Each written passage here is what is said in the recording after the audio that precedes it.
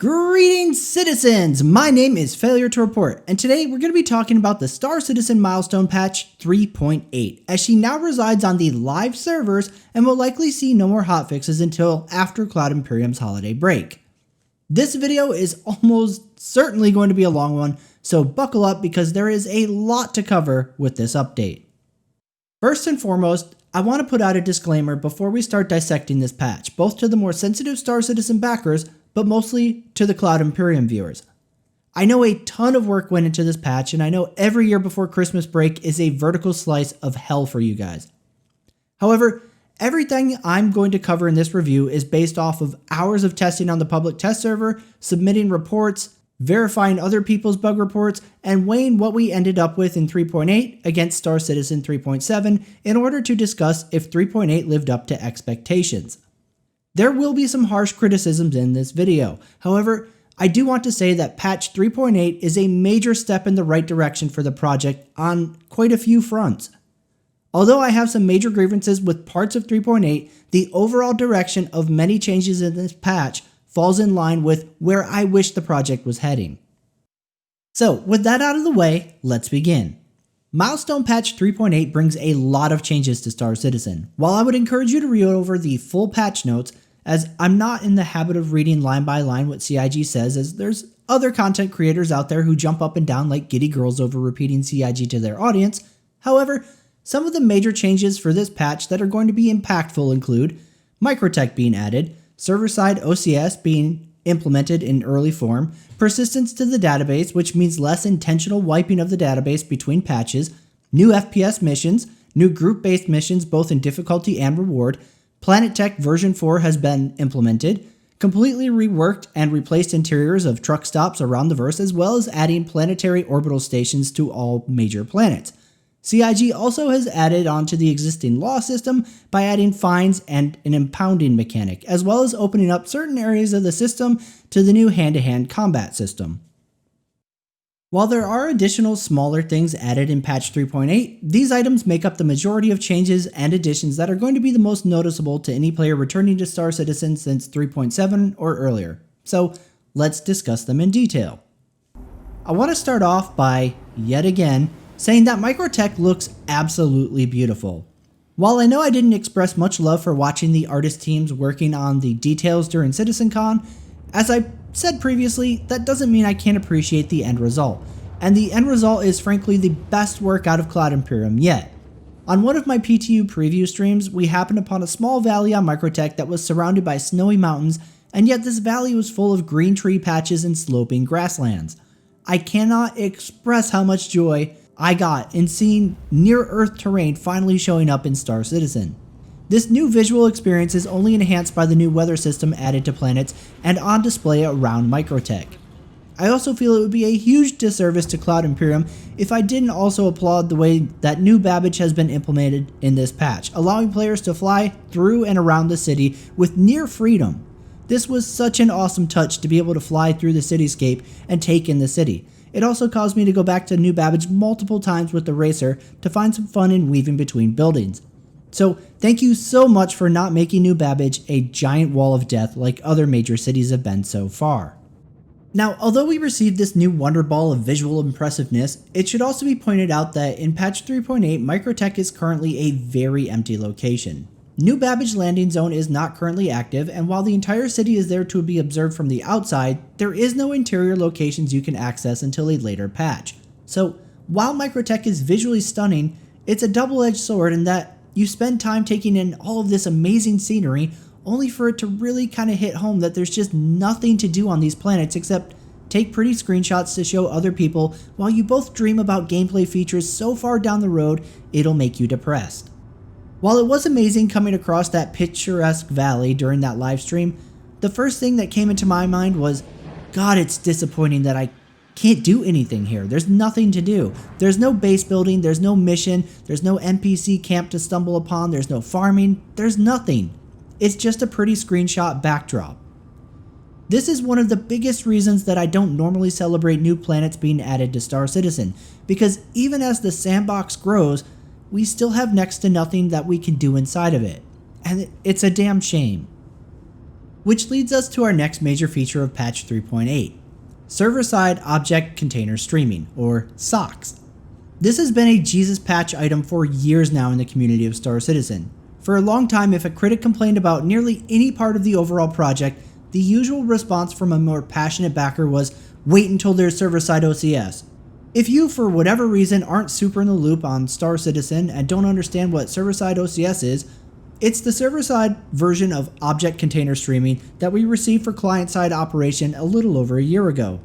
What object container streaming does is tell your client, and now with SOCS, the server, what information it needs to consider and keep loaded based on player location, and whatever information it doesn't need to bother with, essentially unloading the rest of the PU. For clients, this meant no longer needing to have a NASA supercomputer to render the entire PU, and as a result, many people saw massive frame rate gains when client-side OCS was introduced in patch 3.3, because your computer now only cared about rendering objects that were within your player's chunk of the PU. Unfortunately though, client-side OCS only helped your immediate frame rate and did little for the server, which was already struggling under the weight of loading the entire Stanton system, as well as keeping track of every object and player across the entire system. The way SOCS is supposed to be implemented means that if there are 50 players on the server and the majority of them are at Microtech, while a few are around Hurston and then maybe there are a couple around Yella, the server can say, okay, there's nobody near ArtCorp and I can unload this drain on the server and focus resources around where players actually are. It's important to understand exactly what SOCS is and how it works because I've seen countless backers making the claim, especially prior to 3.8, that the implementation of server-side OCS meant CIG could raise the player count up from the 50 we've had for some time now. While the concept of SOCS means in theory that the server is loading less of Stanton and thus able to use resources more efficiently, keep in mind that it does so by unloading areas not in use. The problem, which even CIG talked about last week, is that their big drains on the servers are naturally heavy traffic areas anyways, like ArtCorp, Lorville, and soon New Babbage. All of these locations are always going to be loaded by the server because there's almost always somebody at these locations.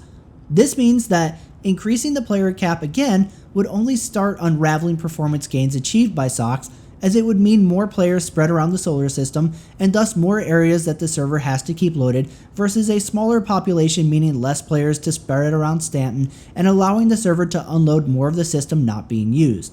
So while SOCS has made its debut in patch 3.8, it's absolutely not a miracle cure-all like some backers were hyping it to be, either through misunderstandings of how the system would work or for the sake of defending Star Citizen from any criticism by using SOCS. Furthermore, I've had countless people ask me if SOCS has made a huge impact on Star Citizen. So far, my answer would be no. Some people say they have gained frame rate. I've found mine to be nearly the same as 3.7. Others report that the AI now behave less janky. To this again, I would say that they don't make sporadic movement as frequently, but now also frequently suspend in place like they aren't sure what they're supposed to be doing. There are a few other issues that have come to the surface since 3.8 and SOCS that are server related, but we'll get to that a little later in the review. Now, one of the most important changes in patch 3.8 is persistence. Moving forward of patch 3.8, Chris has suggested they will now be wiping the PU database less frequently between patches, meaning that credits, equipment, and ships will now be more likely to carry over from quarterly update to update. If you've been around this channel for any amount of time, you've almost certainly heard me complain about persistence being a major issue before I would ever suggest Star Citizen is a game worth trying to people who haven't yet made the jump. Now, to be clear, this iteration of persistence is only pertaining to the database persistence. It does not mean that if you drop something in the game world, another player will come upon it and go, oh, a free teddy plushie. It's this level of persistence I would want before saying, yes, this game is definitely worth grabbing. However, I want to stress just how important this database persistence is for Star Citizen, where prior to 3.8, players who didn't have expensive pledge packages or high-end ships were tasked with grinding an uphill battle to getting out of their starter tier ships, and getting better equipment, just to have it all erased if they did manage it when the next patch came to live servers. Regardless of my desire to have more out of CIG and the persistent universe, this first step is a major one in the right direction thanks to other recent additions like ship rentals with credits earned in-game and insurance claims including equipment purchased with credits. One of the last remaining things I'd like to see out of the PU is reliably being able to crash or be disconnected from a server and know for a fact that when you log back into the PU from a cargo ship or a mining ship, you're going to be in your ship and not waking up at a respawn point, thus making running cargo or long mining trips more worrisome towards players and pirate NPCs versus the servers causing a total loss of your goods through circumstances you literally have zero control over. Speaking of mining, we have all no doubt seen the new Argo mole introduced in patch 3.8. If you haven't, there are multiple videos out there going in depth on the mole and its new multi-crew mining features. While I'm currently mixed on just how useful this ship is, I want to speak about mining in general versus rehashing things I covered in the mole review. Though some of these things directly apply to the mole that I wanted to save for this video so I could expand on them a little bit more. First and foremost is going to be the mole's cargo capacity. While the ship's total cargo should be nearly 298 SCU with the use of all of its ore bags, Star Citizen still does not have any means of dropping or reloading these bags, which is a problem for both the Prospector and the Mole, as both are supposed to have this kind of functionality. While it's obviously disappointing that mining has been in game for over a year now with minimal changes, much less adding the functionality of one of these ships' core features, perhaps CIG could have artificially given the Prospector and Mole an increased SCU capacity until the ability to switch ore bags was implemented, versus both of them being stuck to a single set of bags and a depressingly small amount of ore to bring back to market per trip. Another feature that is missing from both ships, which should have been implemented a long time ago, is the ability for them to filter out inert materials. What this means is that when mining a node with either ship, you first scan it to see what its contents are. After scanning, you should see a list of minerals inside the node and a percentage of that content makeup in the node. If these ships had their filtration systems functioning, you would simply look for any node which contained the resource you were looking for, and then you would mine the entire thing, letting the filtration system dump inert materials, and only the ore you wanted to take back for refining would be collected in the bins. However, because this system is still not in game for Star Citizen, every single shard you collect with your mining ship is collected in its entirety, meaning that miners have to be very selective about each and every node they come across. If you found a node that has gold in it at, say, only 15%, that means you're likely going to be eating up only a shard or two from that entire node if you even bother to open it. And even then, you can likely expect to only get a few SCU of gold and then a whole bunch of inert materials taking up your ore bin. This means miners are forced to scout for nodes which have high material makeups in order to turn a profit. This picky mining often means that you are trying to mine only rich material nodes and you're running out of fuel long before your bins are full, leading to many miners eating low-density ores as well just to fill up, or even if it's mixed with worthless inert materials. When covering mining in 3.8 and recording footage for mining, I was inspired to look back to my original video reviewing the release of mining to Star Citizen 3.2, and it was really depressing seeing how little the system has changed. At the time when 3.2 launched, I compared Star Citizen to Elite Dangerous's mining system, and at the time they were fairly similar in terms of engaging and simplicity. Since that video, Elite Dangerous has had a mining overhaul which added a lot of new features to mining, including stuff like deep core mining of asteroids. Now, mining in Elite Dangerous is far from perfect, but it just really hit home how much Elite has evolved in that time span compared to Star Citizen, which is essentially still sitting at Tier 1 implementation of mining and cargo hauling both. It really exposes how disappointing it is that Star Citizen still lacks things like droppable ore bags or filtering unwanted materials from mining, or how cargo hauling has been left so basic that we still only have the small SCU containers and nothing really added for space trucking after years besides shallow supply and demand. Now, I'm not trying to argue that Elite Dangerous is better than Star Citizen, just how disappointing the progress of the very few non-combat professions has been, or that there are only two that have managed to make it in-game and survive the constant roadmap purging. Before we move on to our next topic, I'm going to reiterate something I brought up in the Mole review video in case that one doesn't get viewed by CIG, as I know for a fact my ship reviews get a lot less traffic than the milestone review videos. But with the tweaking to mining minigame as well as adding in a new multi-crew ship which fills up with ore even quicker than the Prospector, there is absolutely no sensible reason why the new reworked truck stops and orbital stations over major planets do not offer the option to sell ore for players choosing to mine. This is such a stupid thing to overlook, CIG. Please address this by 3.9. If the idea of spending hours scouting for the right ore and playing the mouse wheel minigame isn't your cup of tea for making credits, rejoice, as there are now new missions added in 3.8 which are aimed at being better paying, and also some that are focused around encouraging group play for completion. The new mining claim missions are one of those new activities that reward 10k for clearing out a claimed area, and while they are meant to be more group focused, they can indeed be soloed, provided you keep on your toes and maintain awareness of where the sentry turrets are and dodging their shots. Just be aware that mistakes will hurt, a lot, as these turrets hit like a freight train and you can quickly find yourself missing half a vanguard if you aren't paying attention to them, kind of like I wasn't for the first time. Another one of the new group-focused missions is the 890 jump hijacking mission, where players are informed of an 890 jump in distress as it's currently being hijacked, tasking the players to board and clear the ship of hostile pirates. This mission was given a lot of hype from both CIG and the community, and while it's mostly the same as the clear out the bunker of bad guys, but in space, it is refreshing to have something new to do in space that involves FPS gameplay. Perhaps this new mission type will also set the framework for encountering derelicts in space that are actively being picked apart by NPCs. In its current state, however, the 890 jump mission is pretty underwhelming. While the mission is new and the background of the 890 jump serves as a new arena to pew-pew with our handheld weapons, the patch has done nothing to make AI more intelligent, and they still either blitz the player like a zombie horde or stand in place almost completely unaware of the player as you shoot them to death.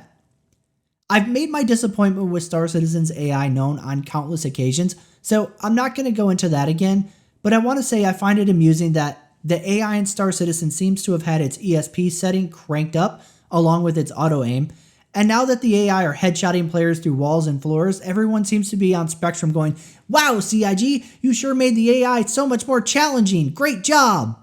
They aren't more challenging, they're just more cheaty, which seems to be the theme for how CIG makes their subpar AI seem more difficult versus making them actually, intelligent. One of the other major issues with all these new mission types, however, is that CIG wants them to be focused on group play, suggesting that these missions have been tuned in difficulty for more than one person. Yet, the rewards are extremely unappealing to group play, where just bringing along one extra friend has them paying out less than a box delivery mission, while having significantly more risk and loss of equipment potential. Should you be the one to die off like my good buddy Mooseby did when we completed the 890 jump mission, you receive no payment, but that shiny expensive LMG he was carrying that cost him at least 5,000 UEC, that's gone. The ordnance you use in the group to clear out the sentry turrets in the claim jumper mission, that will almost certainly cost you more than your share of the mission reward, and that's suggesting that you take 0 damage from the mission targets.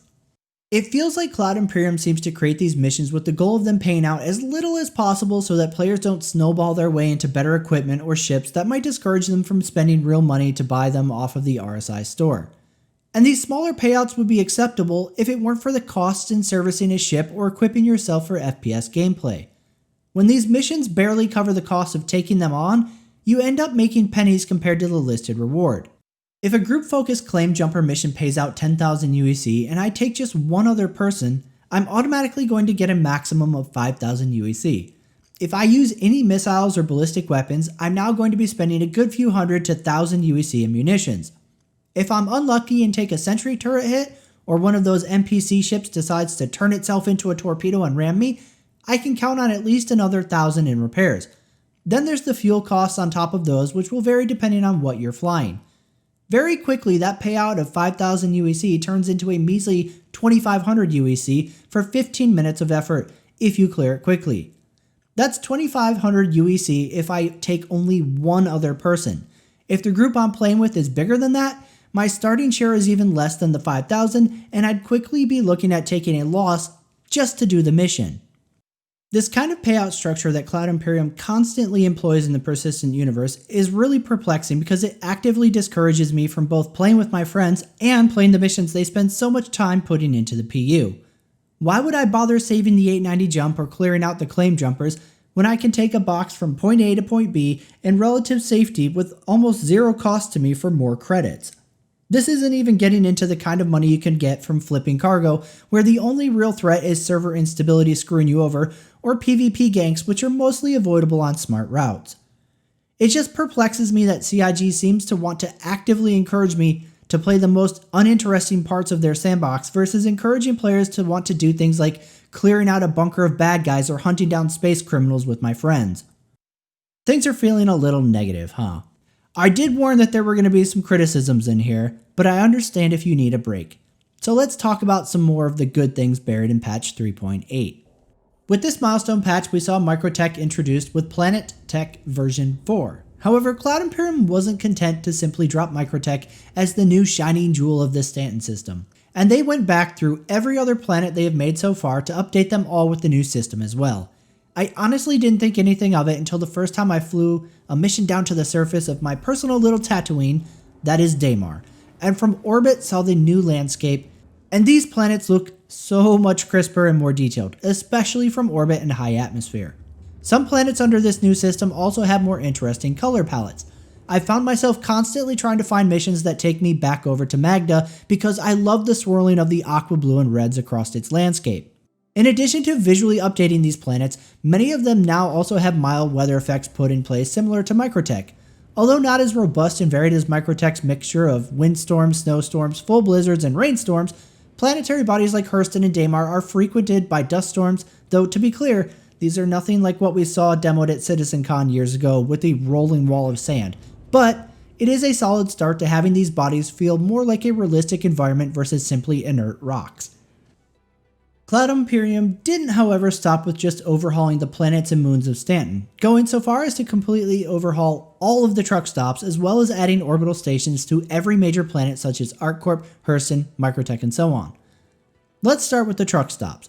First and foremost, I'd like to salute the guys who worked on revamping the stations. The interiors feel much more alive visually, even in spite of the lifeless AI who are at best walking some basic waypoints, or at worst trying to merge with the station or sitting on the floor as though some invisible chair was there that we can't see.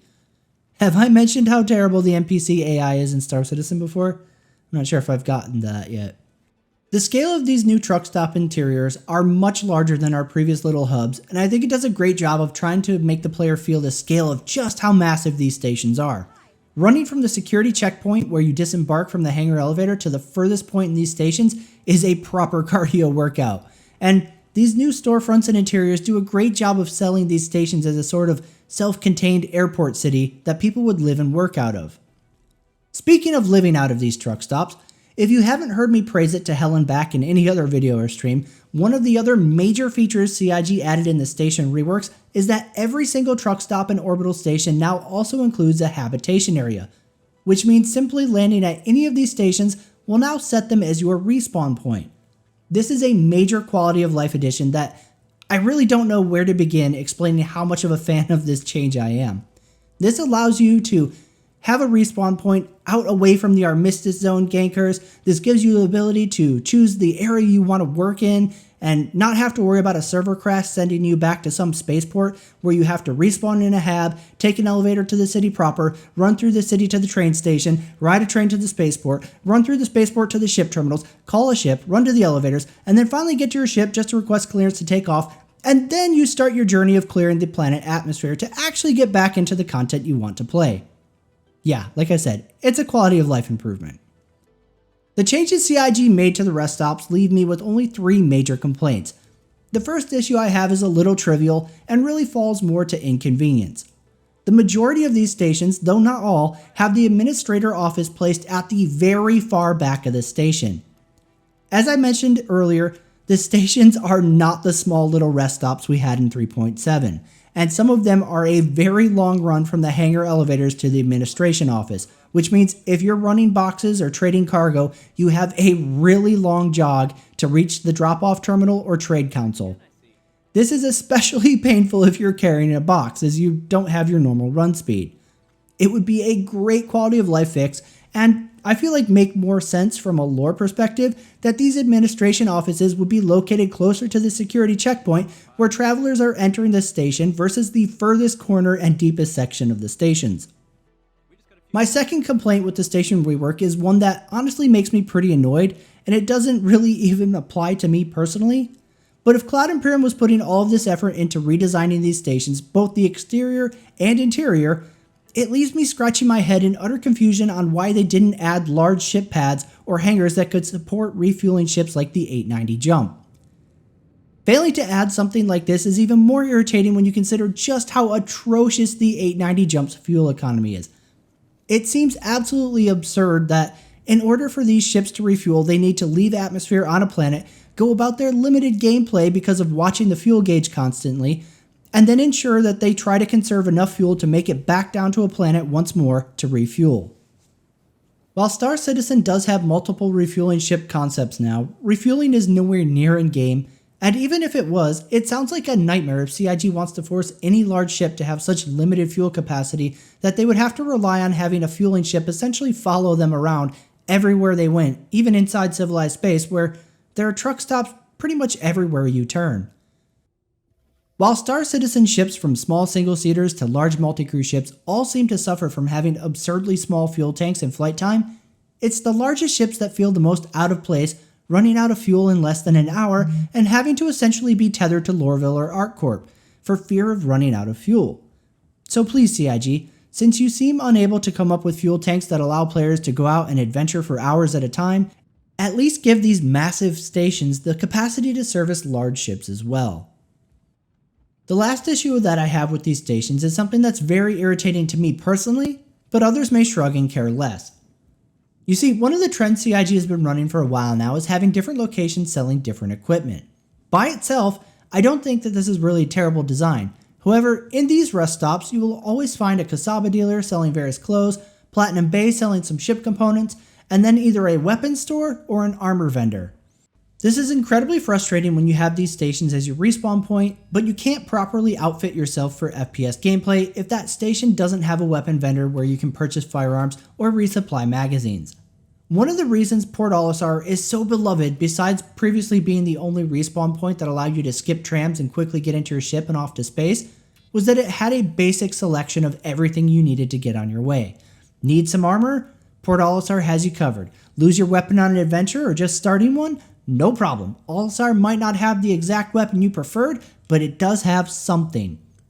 I can't see any reason why these rest stop stations, being as massive as they are, shouldn't also have the same treatment. Should they have every weapon and armor set in game? Obviously not. But say a primary focus on armor and then a few weapon options, or a weapon store with a decent selection and then a very few basic armor options.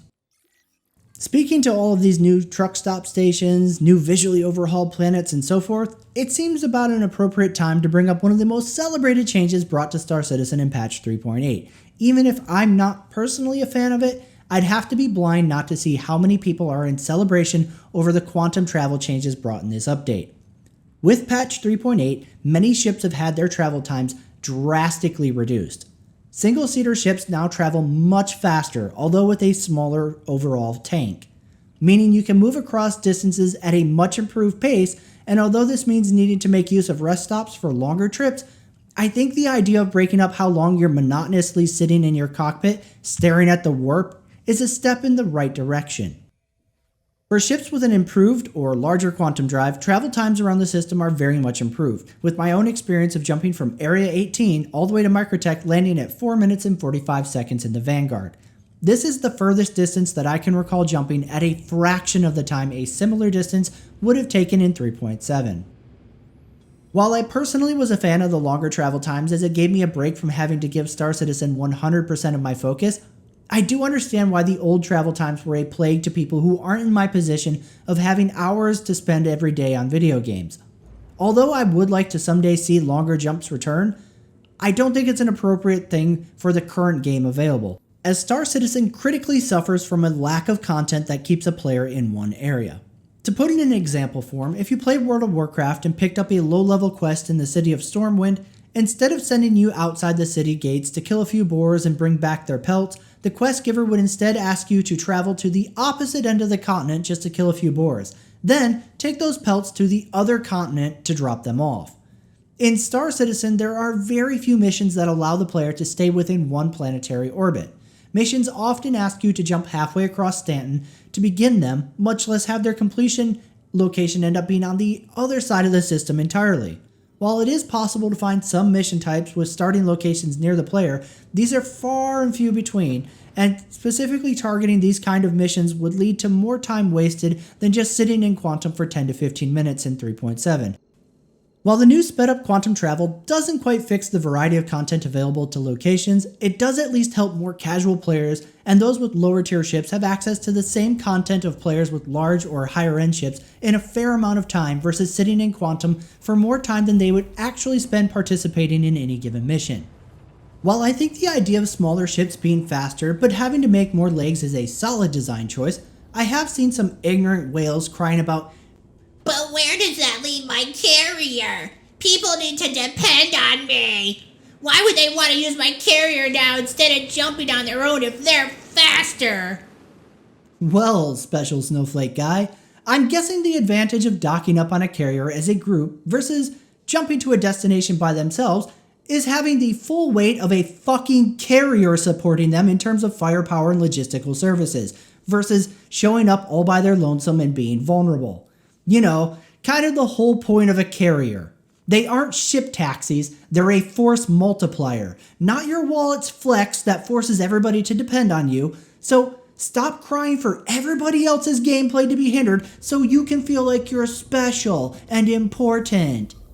This change to how quantum drive sizes are implemented and the travel times associated with it is a step in the right direction for the overall health of the game. If that hurts a couple whales' feelings, too bad.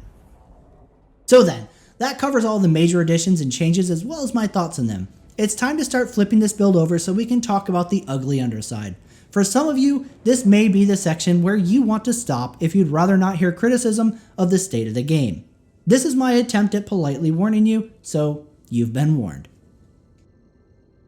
Let's dive right in then because it's nearly Christmas and I want to get this done.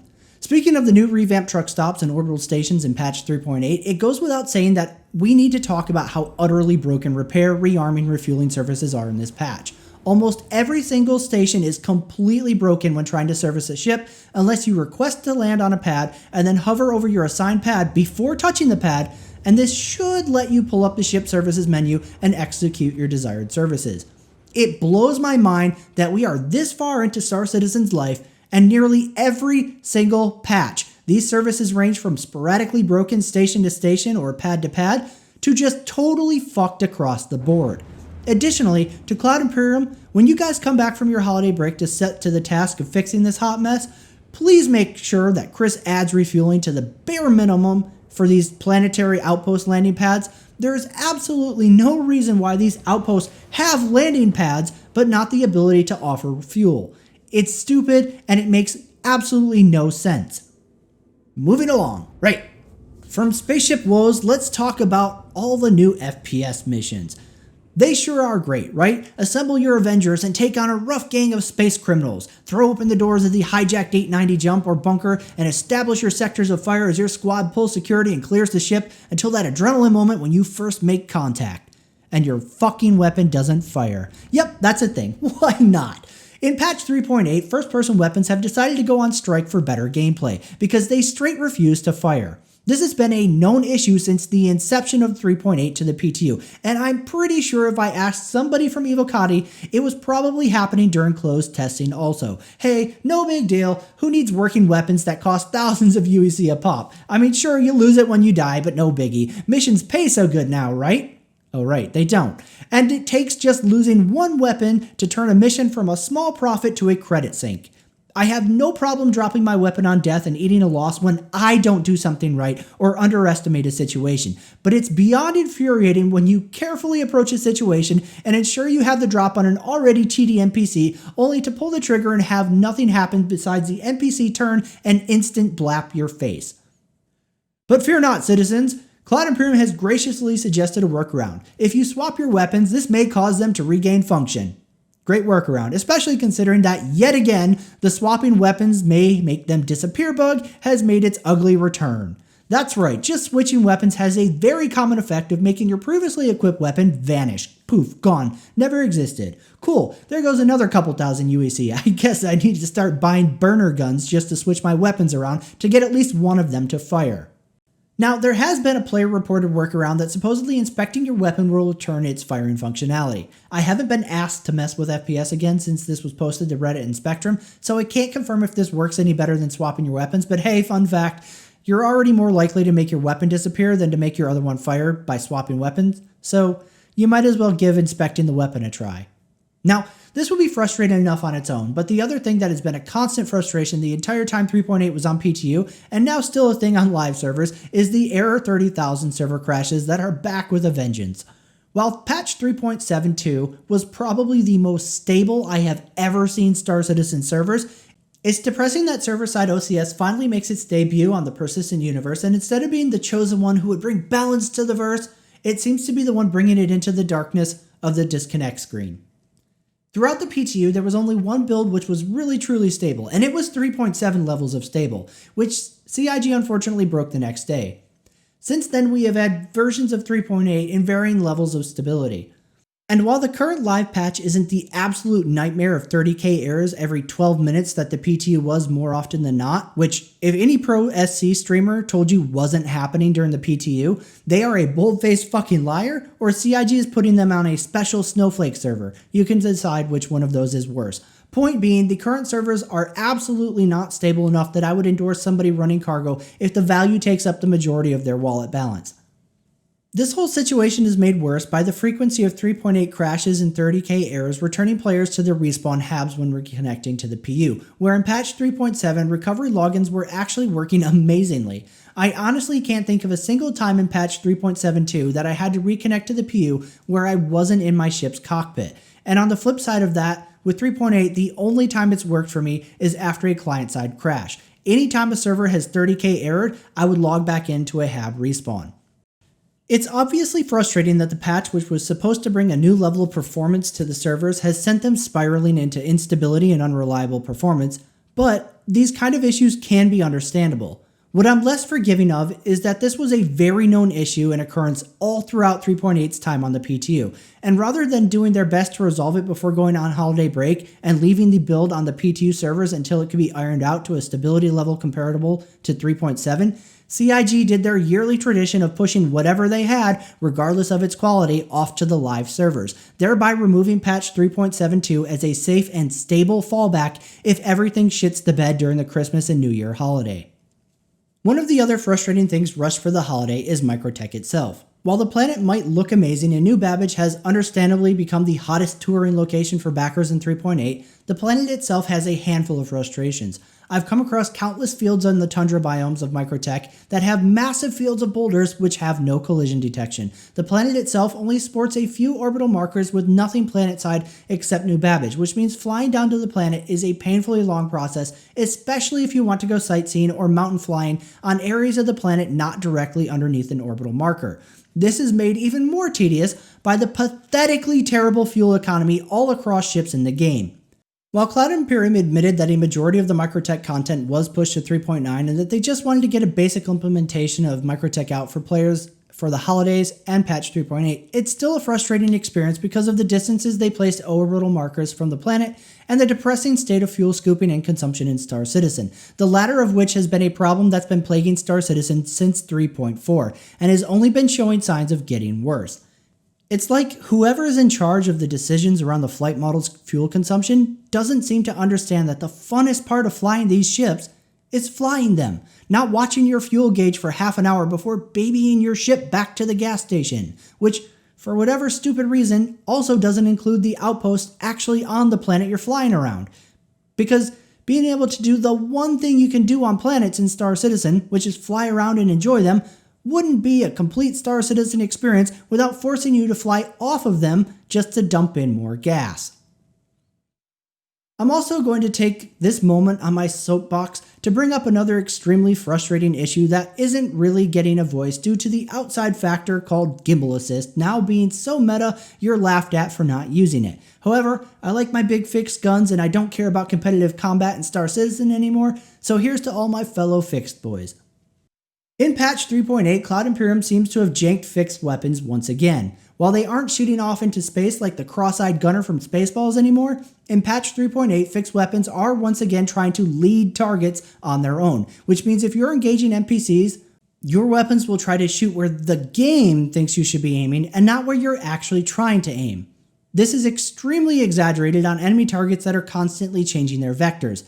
You can have your point of aim be on the target's pip, and they suddenly pull a Buccaneer full tilt to instant braking maneuver, and your fixed weapon is suddenly shooting off to the left of the target because it's trying to lead the braking maneuver instead of shooting where you want it to, which is ignoring the braking action because Buccaneers smash the brakes and then immediately hit the gas. The point of the issue is that at no time should fixed weapons be shooting anywhere but straight ahead where the player is aiming the weapon. They're fixed weapons after all, not gimbaled weapons. And in patch 3.8, fixed weapons are back to deciding they know what's best. But hey, I guess Star Citizen can never get enough hand-holding arcade mechanics. So here we are. One of the other new systems added in patch 3.8 is the updated law system, which includes fines and vehicle impounding. While I'm not really going to go in depth on this as it's a very basic groundwork for future law systems, I just want to point out to CIG how troublesome this system can become. I have talked with numerous people who have had instances of getting stopped by the police and being given a 20,000 credit fine for not being able to stop in time. I've had numerous people report of having experiences of landing on a pad only for the station to not store the ship after the controller decides it's been there long enough and thus receiving fines or impounding of the vehicle. Laying the groundwork on a system like the law system is obviously needed, but attaching penalties such as thousands in fines or impounding a ship when the game is so very well known for acting up or acting in ways not intended seems like poor implementation of this groundwork. I'm really hoping that when CIG comes back from the holiday break and spends some time revisiting these new features, they'll see that these aren't exactly being enacted on players in the best of fashion. So, these have been my major gripes with Star Citizen's most recent milestone update. There are a handful of other bugs and issues in this build, but I'm choosing to focus on issues related to major additions because I never really sit around documenting every single bug in a patch to go, "Heralded, look how crappy." I'm very aware of the game's state of development, and if you look back at almost every item I criticized, both here and in other milestones, I almost always offer up suggestions for addressing the criticism that I'm putting forth. Because at the end of the day, I just want Star Citizen to improve or for Cloud Imperium to do better.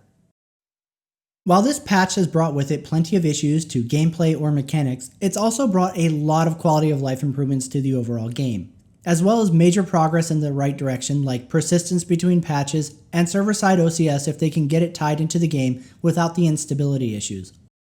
Another thing to keep in mind is that although CIG isn't calling it as much, 3.8 is essentially the same thing we received last year with 3.4 Lite. A bulk of this patch's original features have been culled out of the release and pushed down the line to various other patches ranging from 3.8.x to 3.9 and beyond. I think that's a point that needs to be considered when gauging the overall quality of 3.8.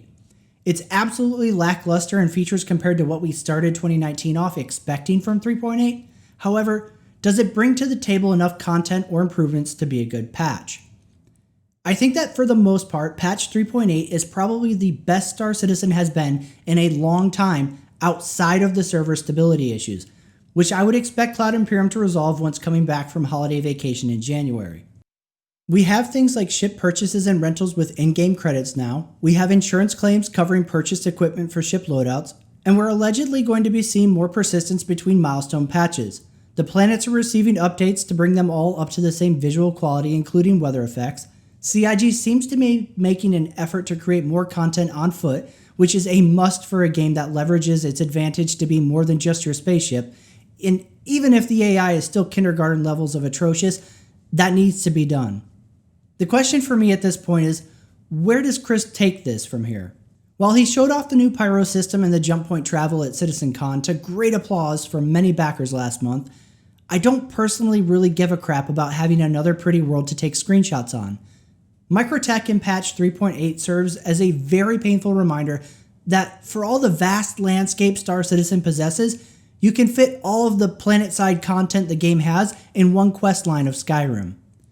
There's nothing more depressing than traveling around the surface of Microtech or one of the other revamped planets and seeing so much canvas in every direction that could be used to tell stories, create missions, generate content, and give purpose to being able to get out of your seat versus that other space game. But know that in 8 years, Star Citizen is still an empty desert regardless of the biome you're standing in. It's my sincerest hope that rolling into 2020 and the years to follow it, Cloud Imperium starts focusing on building out the world they want players to inhabit. Not with more empty space to zoom around aimlessly, but with actual content, with life, both wild and intelligent. I want to be optimistic and think that Cloud Imperium is moving in the right direction, and then we see things like salvaging getting gutted from the roadmap yet again, while Chris and Tony try selling the immersions of sitting in a prison as gameplay that Star Citizen just totally needed before actual core gameplay mechanics. And it makes me remember just how far this game has yet to go. While I'm still very skeptical about the project being able to live up to many of the promises Chris has sold backers over the years, I think patch 3.8 shows that it may still be possible for Cloud Imperium to arrive at a point where Star Citizen is an enjoyable space game. Although the project hasn't reached a point where I would recommend somebody jump into the murky waters of Star Citizen, this year closes out at a point where I think it's possible I could be cautiously telling onlookers of the project that are comfortable rolling the dice on a starter package to give it a go by this time next year. However, that greatly hangs on Cloud Imperium being able to make it through 2020 without more major feature cuts, delays, and poor marketing decisions. And unfortunately, that's not usually their cup of tea. I'm going to be holding to my stance that Star Citizen still has a long way to go before being what I would consider a game, and not just a collection of ideas melded into the same sandbox. Many aspects of the project are still incredibly raw, being overlooked, poorly implemented, or badly designed. First-person gameplay is still a train wreck of people twitching and janking around through desync. The flight model is still in great need of tuning and improving, and ship combat is in its most arcade and depressing state I have ever seen it. To be short, there is a lot of room for improvement on the limited things this game has now, much less the mountain of content the game promises to someday deliver. Does that mean Star Citizen will never happen? No, not at all. And while the recent updates to Star Citizen do show improvement in many areas, they also showcase just what a massive journey this project still has before it.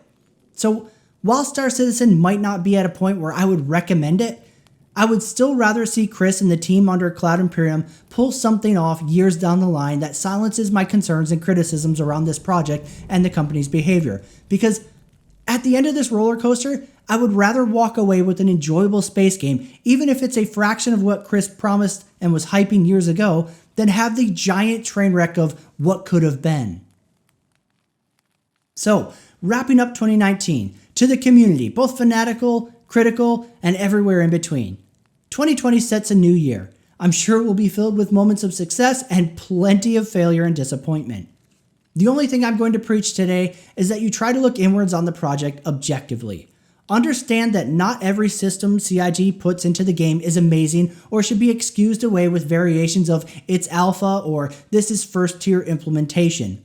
The reason we have access to the game as it's being developed isn't to be nice to the backers, it's to give feedback on the game as it's being developed. There is no circumstance where anybody should be shouted down for criticizing the project, especially with absurd catch-alls like you can't say mean things about not liking part of the game because it's alpha.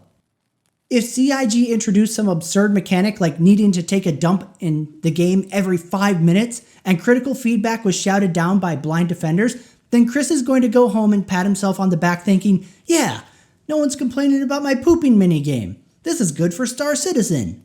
Provide feedback, positive and negative. They are both equally crucial to any game, not just Star Citizen. There is a graveyard filled with potentially great games that had obvious flaws which were never properly given exposure because fanatical white knights shouted out people trying to voice concerns. If that's where you want Star Citizen to end up, then keep blindly defending every mechanic or marketing move CIG makes because you don't think CIG or Star Citizen can handle criticism.